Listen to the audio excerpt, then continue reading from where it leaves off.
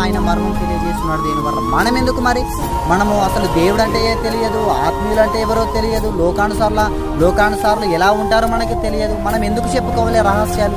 మన పర్సనల్ విషయాలు వివరించలేనివి, చెప్పలేనివి, వినకూడని విషయాలు, శరీర సంబంధమైన మన తల్లిదండ్రులతో మనం చెప్పుకోక ఏదో తలక మాసిన వాళ్ళు లోకంలో ఫ్రెండ్స్ బోలెడు మంది ఉంటారు. దీనివల్ల ఆ ఫ్రెండ్స్కు మన రహస్యాలు చెప్పితే ఆ జీవితాలు కుకలం అయిపోతాయి. దీనివల్ల ఏంటి లాభం?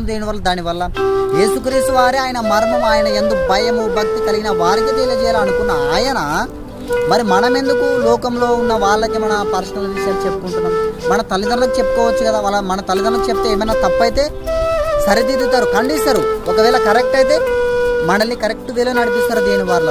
కాబట్టి ఇంకొక మాట యాకోబు గ్రంథంలో 4:4 వ్యభిచారులారా, లోకంతో స్నేహం చేసే ప్రతి ఒక్క యవనస్తుడైనా యవన స్త్రీలైనా ఎవరైనా సరే దేవుడు ఏమంటాడు? ఆయన చట్టం వ్యభిచారులారా, ఈ లోక స్నేహం వైరమని మీరు ఎరుగరా అని అంటున్నాడు.